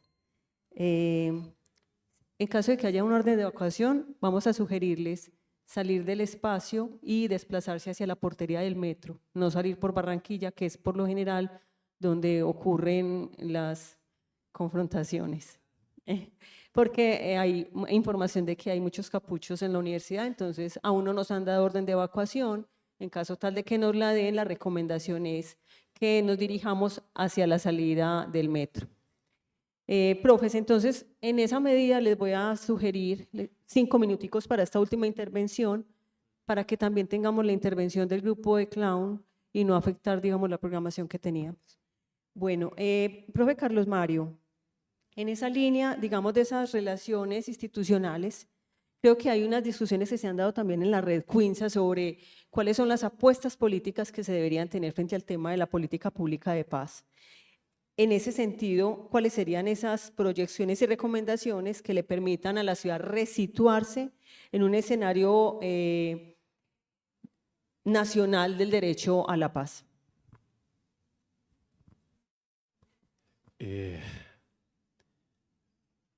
Bueno, vean, fíjense que yo no hablé de sociedad civil, justamente porque me parece que el tema no hay que encuadrarlo en esa discusión de la sociología y de la economía política de sociedad civil-Estado. Y la invocación de la sociedad tiene un sentido político, después hay que volvernos sociólogos y meternos a mirar eso con detalle, pero vean, en este momento la sociedad ha hecho una irrupción planetaria. Esto va desde la primavera árabe a comienzos de la década del 10 y pasa por España con los, ¿cómo fue que se llamaron en España? Bueno, el Wall Street en los Estados Unidos, llega a Chile y llega a Colombia, lo que se ha llamado la explosión social, la erupción social, lo que sea. Fíjense que ahí estamos en presencia de una sociedad que ha ido más allá de los partidos y de las instituciones. En este momento, ¿qué podemos decir después del domingo sobre los partidos en Colombia? ¿Qué podemos decir del Centro Democrático, de los liberales, de los conservadores, del partido de la U, del Cambio Radical? ¿Dónde ubicamos eso? Vean, entonces, hay una sociedad que va más allá del Estado, de las instituciones, que ha hecho unas presencias políticas y que nos reconfigura completamente los sujetos políticos, que pasa por un multiclasismo extremo, que es una de las cosas más fuertes de lo que se está produciendo ahí. Pienso que más que de antemano una declaración sociológica de quiénes están, quiénes no están, es tomemos el impulso político de eso. Desafortunadamente, fíjense, en Colombia tuvimos la experiencia terrible de una explosión social, de un poder realmente impresionante, acuérdense lo que fue eso, que terminó descifrado en términos de violencia. Entonces hay que repensar esto. Hay una serie de indicaciones que son las que pienso que tenemos que rastrear en este momento. Miren, no sé si ustedes lo vieron, circularon varias cosas. Las elecciones del Senado, del Congreso, ahora las que acabamos de tener, muestran claramente cómo, según los estratos, el pacto histórico está en el estrato rural y en el estrato 1, así de grande, y en el estrato 6 está así de chiquito, y lo contrario con los votos por la derecha. Vean el mapa de la votación, es casi que las periferias votaron todas por el pacto histórico y el centro andino de una manera mayoritaria por la derecha. Bueno, ¿qué nos hablan esas recomposiciones de la manera como tenemos que invocar esa sociedad, ¿no? ¿Cómo vamos a llamar los poderes que se están resituando en este momento? Es una de las cosas generales que me parece importante tener en cuenta, porque vean, tenemos que romper con los binarismos en todas las direcciones. Gloria nos lo acaba de decir de una manera muy clara, son planos que tenemos que poner a dialogar los unos con los otros. ¿Qué significa colocar la ciudad y la singularidad de la ciudad en el contexto de la paz? Significa que tenemos que hacer una conexión con la reforma rural, porque no es que ahora vamos a abandonar eso, pero nos toca pensar las conexiones que va a haber entre lo agrario y el acuerdo de La Habana, y yo diría que es una de las cosas centrales que introduce la singularidad de la ciudad, hay que hacer una política de equidad en la ciudad. Me parece que ese es el punto central por el que nos toca caminar y nos toca empezar. ¿Quiénes se convocan a eso? Bueno, a eso hay que pensar. Podemos pensar en pactos de ciudad. Las políticas públicas en la ciudad son políticas masivas en la mayoría de los casos. Podemos pensar la posibilidad de producir pactos de ciudad que nos permitan pensar en pactos de equidad en las ciudades, porque es lo que está detrás de todo esto. Pero no solamente eso, ya se me acabó el tiempo, todavía me queda 1 minuto, 2. Vean, lo cultural, yo quisiera insistir en eso. Vengan, les voy a contar esto. No traje proyecciones, pero ustedes agarran las víctimas del homicidio en este país desde 1979 hasta el 2024 y se enfrentan ante la imagen impresionante que en Colombia en general, desde 1979, el 91% de los homicidios son hombres. Y hay variaciones al 92, al 90, al 92, ya se me acabó. Bueno, cierro esta imagen. Y las mujeres son el 8, el 9, desde 1979 hasta hoy. Ustedes agarran Medellín, ustedes conocen la historia de Medellín. Tuvimos una tasa de homicidio en 1991 de 400, hoy estamos en una tasa de homicidio de 16. Bueno, pues agarran Medellín y hacen el mismo ejercicio y resulta que esto es absolutamente plano. Ustedes comparan las grandes ciudades con el campo y resulta que es lo mismo. ¿Qué es lo que quiero decir con eso? Hay unas matrices culturales detrás de nuestra violencia. Las FARC matan, los actores armados matan, las estructuras armadas en Medellín han matado, pero fíjense que hay una estructura cultural detrás de esto que hace que en Medellín, con la historia de Medellín tan impresionante, el número de hombres, la participación de los hombres entre las víctimas sea exactamente igual a la de las mujeres. Pero eso que pasa con el sexo pasa con la edad, pasa con condiciones de pobreza, de los niveles educativos. Bueno, hay unas matrices culturales que hay que ver cómo las ponemos en el centro de un proceso de paz en la ciudad. Porque, y con esto termino, el llamado a esto es a que hay un proceso de sociedad que tiene que ser lo que nos saque definitivamente del exceso violento. No podemos seguir esperando a que las propuestas de los actores armados nos van a dar las luces para la ampliación democrática. Tiene que haber un proceso de sociedad que esté marcando esto y lo esté marcando de una manera que haga un proceso de paz desde lo preventivo profundo que es lo cultural. Bueno. Profe, muchas gracias. Ya para terminar, Carlos, en la misma línea, ¿qué se le puede exigir al Estado, cierto? ¿Hacia dónde deberían enfocarse las propuestas institucionales, las intervenciones estatales y las políticas de construcción de paz? Bueno, gracias, Heidi. Como terminando, yo creo que voy como recogiendo conclusiones en las que estoy de acuerdo con el profesor Carlos Mario y con Gloria.